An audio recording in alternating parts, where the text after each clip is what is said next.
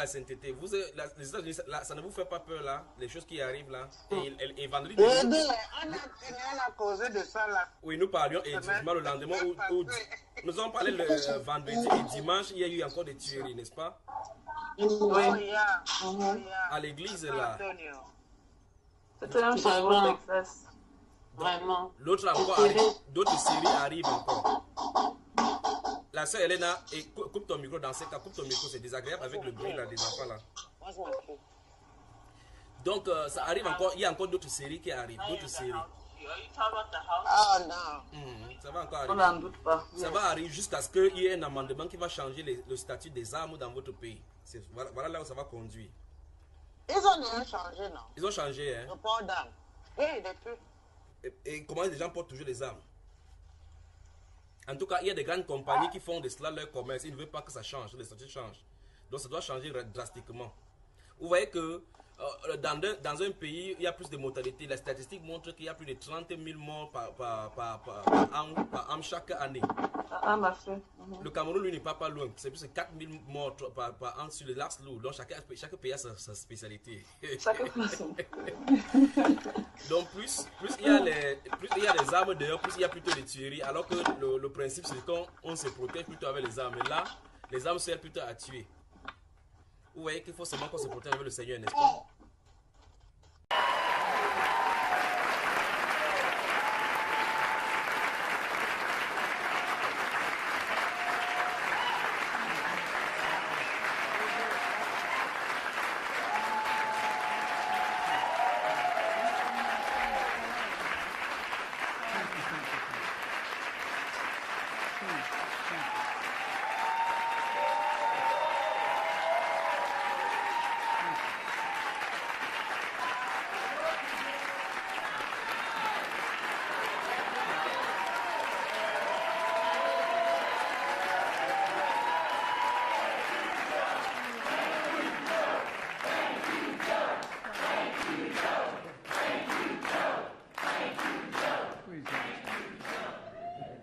That was very nice of you. Thank you. Lord Washington, thank you for your introduction. And quite frankly, for your extraordinary leadership in Birmingham. You know, through your love for your brother, helping ensure that he and all victims of gun violence have not died in vain. May I ask a question? How many of you in this audience have lost someone in the family to gun violence? I know from experience of other losses that this is bittersweet. We want us to be doing this, but it brings back the very moment it happened, no matter how long since it's occurred. You're here and you remember. Remember the first time you heard my son, my daughter, my mother, my father, my brother, my sister, somebody you lost.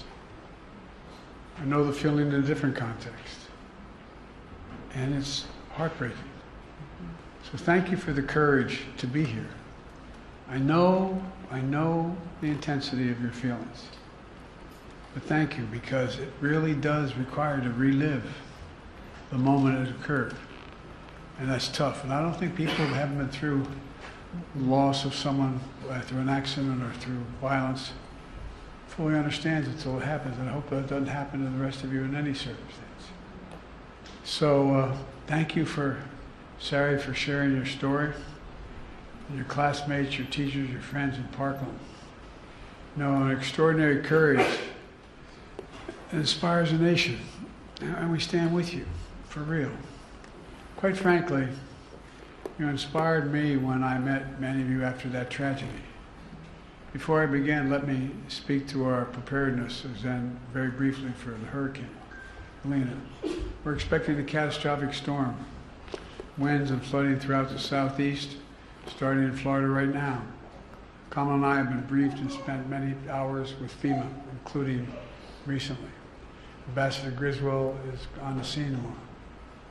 I've directed FEMA to work with the state partners to take proactive measures to ensure the communities in Florida, Georgia, North Carolina, Alabama, Tennessee, South Carolina, and other states have the support and resources they need. That includes improving pre-landfall emergency declaration requests from the governors of Florida, Georgia, North Carolina, and Alabama. At my direction, more than 1,000 federal personnel have already been deployed to those areas. We have search and rescue teams, medical teams, power restoration teams, generators, water, food on the ground and ready to support families throughout the coming days. But let me say this. Everyone needs to take it seriously, extremely seriously. The potential storm surge is well beyond the immediate path of the hurricane, could be significant and deadly. You know, for you and your family's sake, I urge everyone in and near the path of the hurricane to listen to local officials and follow evacuation orders and when told to do so.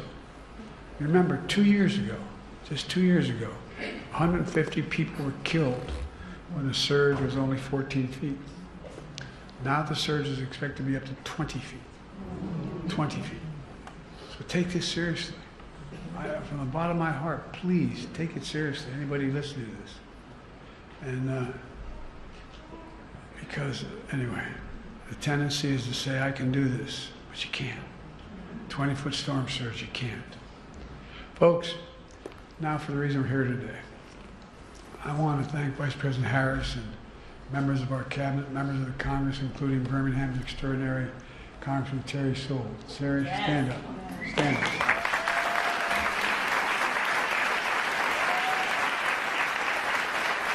I want to thank Congressman Mike Thompson. Mike, stand up.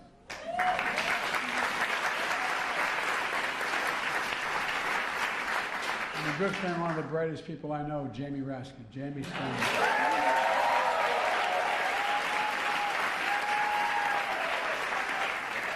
And Congressman Maxwell Frost, who started by organizing opposition to gun violence, is now the youngest member of Congress.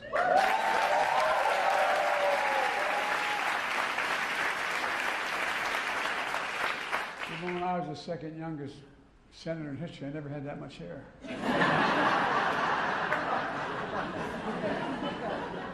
And Representative Lucy Macbeth, whose son Jordan was killed by gun.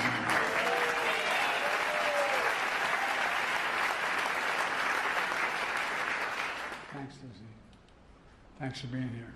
I know events like this are difficult. Look, folks, I want to thank you for the courage, and I also want to thank the chiefs of police and sheriffs, to all the advocates and allies, and especially to the survivors and families, many of whom I've met with. Jill and I have gotten to know some of you very well over the years. Thank you for being here. With absolute courage, you've turned your pain into purpose. That's what it's all about, turning your pain into purpose. Your loss into determination, your anger into commitment, and the power of a movement of saving lives. That's okay. Babies rule in my house. Don't worry about it. This past Monday, the FBI released data showing how crime is down in America. The year before we came to the presidency, we saw the biggest increase in murder rates on record. Last year, we saw the largest decrease in murder rates nationwide. Yeah, right.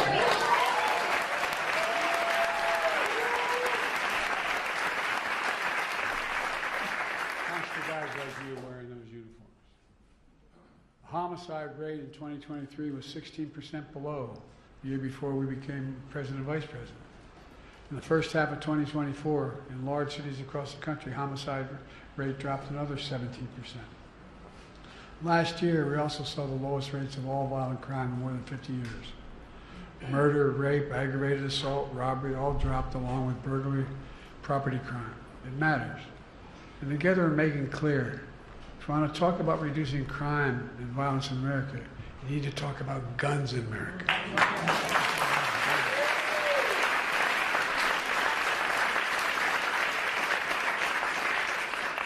You just heard Kamala cite the statistics all Americans should be ashamed of. Guns are the number one, hard to believe, are the number one killer of children in America, more than any other cause. Accidents, more than any other cause.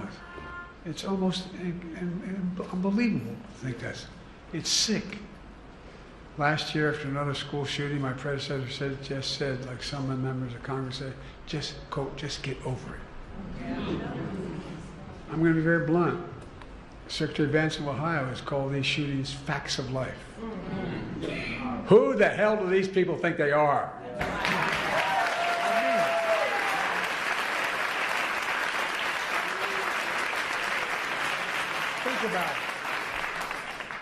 only industry that is exempted by law from being investigated and being dealt with is the gun industry. Imagine had that be the case with the tobacco industry. What cancer would be like. I mean it sincerely. Think about this. This time last year, we stood in the Rose Garden and launched the first ever White House Office of Gun Violence Prevention.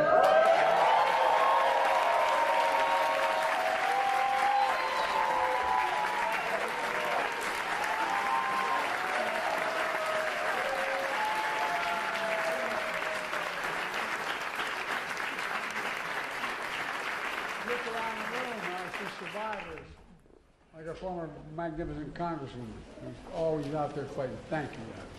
Thank you. You know, it's staffed by gun violence survivors and experts, overseen by our incredible vice president.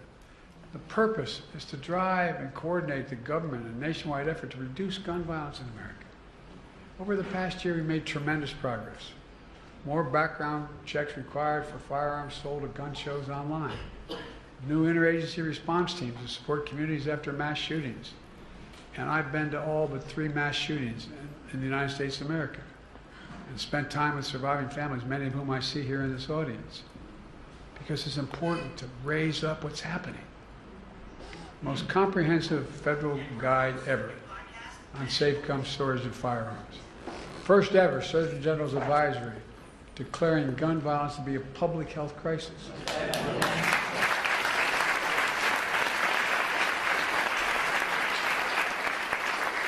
Parenthetically, as I travel the world with other world leaders, they ask, do you really have do you say you have a public health crisis with gun violence? Well, today I'm proud to announce a new executive order. That's going to do 2 additional things. First, the executive order will establish a new federal task force on emerging firearm threats. Previously, my administration took action to crack down on private manufacturers of firearms, including kits of so-called ghost guns. This is probably the only audience knows what ghost guns are. Yeah, that's right. They don't have to have a serial number. Guns don't have serial numbers. It's hard for them to track back to the shooter and hold them accountable when something happens. Today we're taking the next step. Our new task force will address 3D printed firearms. And for those listening, everybody in this room knows what that is. But they actually can produce a plastic firearm with a 3D printer. That, magnetometers can't detect these, or they don't have a serial number. This task force is also going to tackle machine gun conversion devices mentioned by the mayor. Devices that illegally turn semi-automatic weapons, including handguns, into fully automatic machine guns and can fire up to 20 bullets in 2 seconds. 20 in 2 seconds. These devices are already illegal under federal law and can be made on a 3D printer for just 40 cents in less than 30 minutes and sold for as little as $20. The local law enforcement in cities across the country tell me the streets are flooded with machine gun conversion devices. Isn't that right, Captain? Because the parts are small, cheap, and easy to make. The impact of these devices is devastating. Just this weekend, a machine gun conversion device was found at the scene of a mass shooting in Birmingham. I can tell you, over 100 shell casings. 100 shell casings are found, including 4 killed and 18 injured. The community shattered. Enough. Within 90 days of our task force, will send me a risk assessment and a strategy to address these emerging firearm threats. It's about sending a clear message. Don't worry about the babe. It's okay. Really. Sending a clear message to local law enforcement, the cities across the country. We're to help, and together we can save lives. Look, the second part of this executive order relates to active shooter drills in schools. You know, it's a good thing, but people don't, you all understand, many of you in here, but the psychological impact that has on a child. You know, I'm old enough, we used to have drills for, duck and cover for nuclear devices. But guess what? Now we're talking about kids know what's happening. Yeah. Kamala just talked about the worry of parents and the stress and fear of students have when they're told to participate in active shooter drills. The lack of guidance today on how to prepare students while minimizing the trauma of active shooter drills is unacceptable. So today I'm directing the members of my cabinet to return to me within 110 days with resources and information for schools to improve active shooter drills, minimize its harm, create age-appropriate content, and communicate with parents before and after these drills happen so they know what's going on.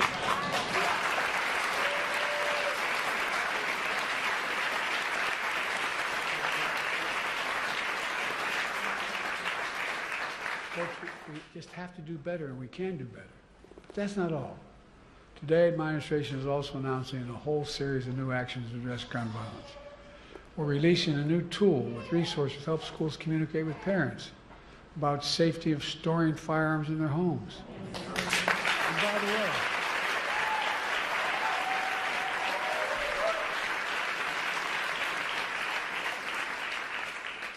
I, along with Diane Fine, is the guy that passed the first assault weapons ban. And here's the deal. It was amazing. Amazing how many of those gun violence occurred with those when they were outlawed with these firearms were a consequence of a parent not being responsible with the guns they own. Or in a recent case, I won't get into it because it's under litigation, a parent who provided an assault weapon to a young child. It's been found that when school administrators communicate with parents about safe storage of firearms in their homes, it motivates parents to act. We're awarding $135 million on top of the $238 million we've already awarded last year to 48 states for crisis intervention.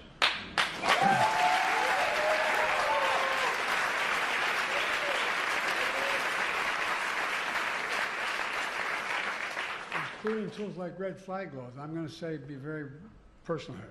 My son was Attorney General of the first state in the nation to institute that statewide. Temporarily removing firearms from those who are a danger to themselves and others. Yes, right. Well, it's important.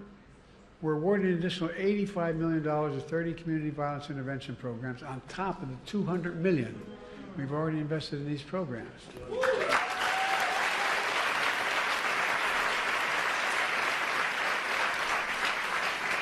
As you all know, these local intervention programs stop shootings before they happen, utilizing trusted messengers, community members, leaders to work directly with people at risk or the most vulnerable to gun violence. And folks, all these new actions build on the historic steps we've already taken since I took office to address gun violence in America. Through the American Rescue Plan, which, by the way, not a single one of the opposition voted for. I don't say that for political, I say that to make sure people understand it's not costless to do that. To help deliver more than $15 billion, the largest investment ever in public safety. Let me say it again. All our opponents voted against the largest funding ever in public safety. I also announced a dozen executive orders to reduce gun violence more than any of my predecessors. And with your help, we passed the Bipartisan Safer Communities Act, the most significant gun violence control in the world.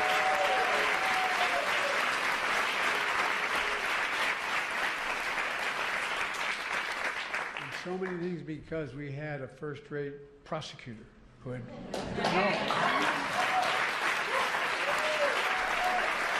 incredible experience dealing with these. Among many things is strengthened background checks for anyone under the age of 21 seeking to purchase a firearm. Since we implemented the background check system last year, we've kept almost 1,000 guns out of the hands of people under the age of 21. But folks, the law also invests over $1 billion, the largest one-time ever investment ever in seeking to deal with mental health issues in our schools.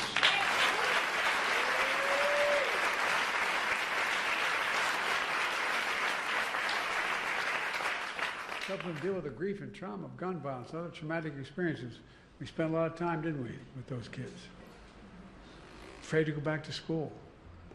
Not an unusual thing to be concerned about if you sat there and the kid sitting next to you at your desk gets shot and killed. My former Senate Deputy Chief of Staff is here with me today, Roger Harrison, sitting in the back there. He founded an organization that does outreach programs for middle and high school students dealing with mental health issues. And many others around the country doing similar things. We still have more to do. But the steps we've taken so far in reducing gun violence and saving lives are real. But we have to keep going. There's so much more we have to do.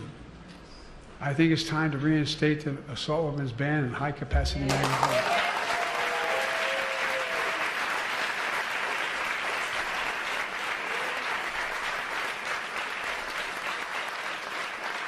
When I was a senator and I introduced the first effort to ban those weapons, I literally was walking through the swamps of in southern Delaware, down in the area where the swamps and ridges are. There's a guy fishing. And he looked at me and he said, "Biden, what the hell are you going to take my gun for?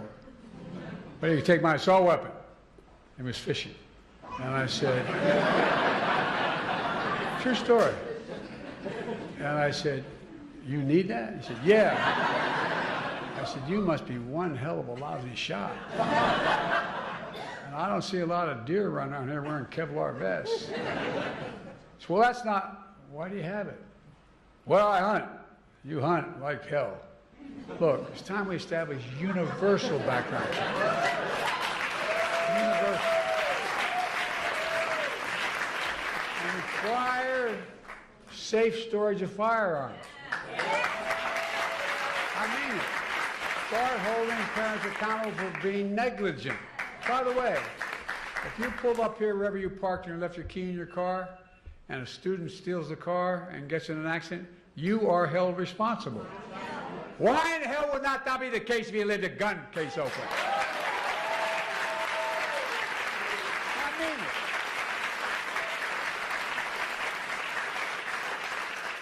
it. And I've been fighting for this. I'm going to continue after I leave this office. End immunity for the gun industry. End it, end it, end it.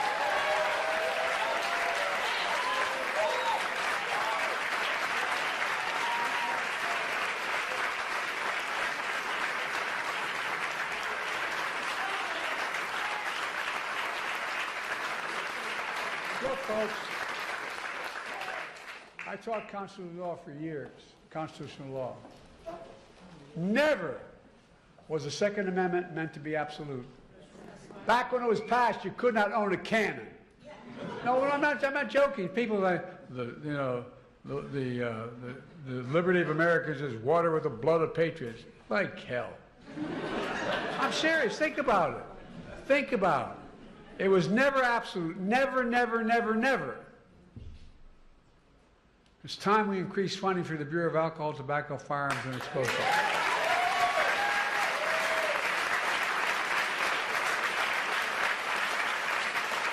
Another law enforcement agency to deal with crime and solve crimes faster. We get a lot of heat from the other guy. She gets a lot of heat from the other guy talking about we're not helping. We're the ones funding cops. We're the ones funding these things. It's time to increase funding to help victims of crime and support community groups helping and hurting people hurting from gun violence. I really mean.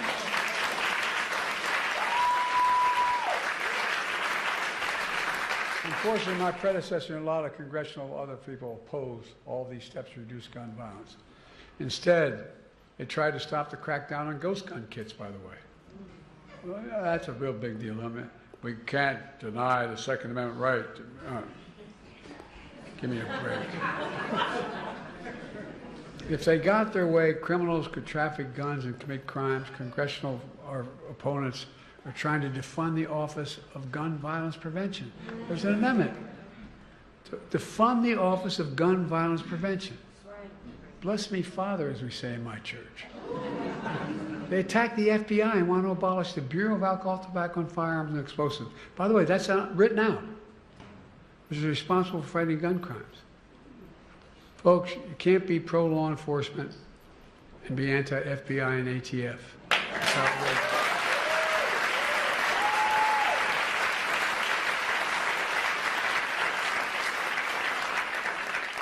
Well, that's why we're here today.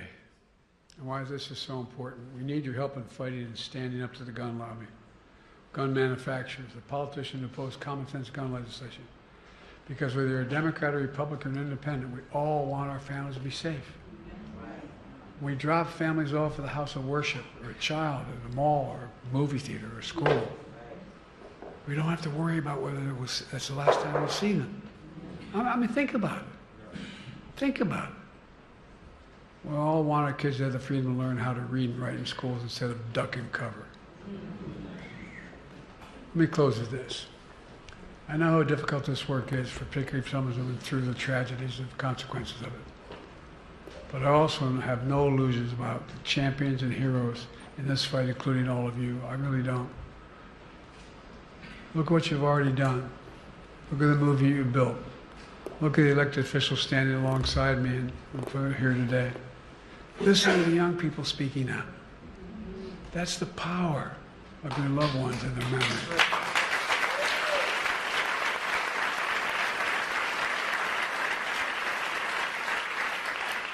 And that's the power of this movement. It's the power of America.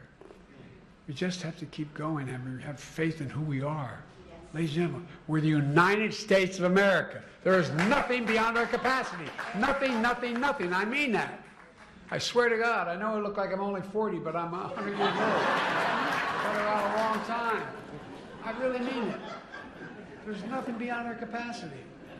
We're the only nation in the world, as a student of history, I can tell you, that's come out of every crisis stronger than when we went in. That's right. And we got to come out stronger now. Now I'm going to sign this executive order. Thank you. Thank you.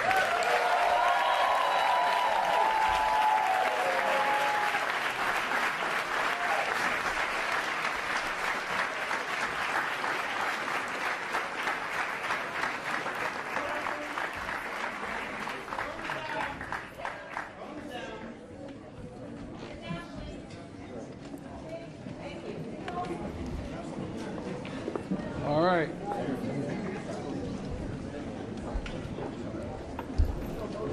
What I'm about to sign is combating emerging firearms threats and improving school-based active shooter drills.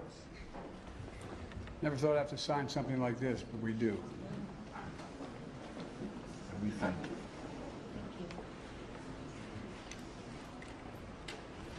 Bravo.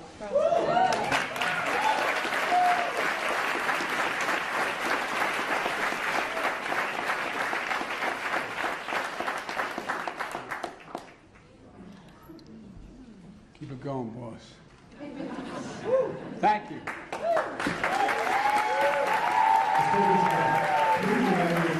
President and Vice President of House. Thank you.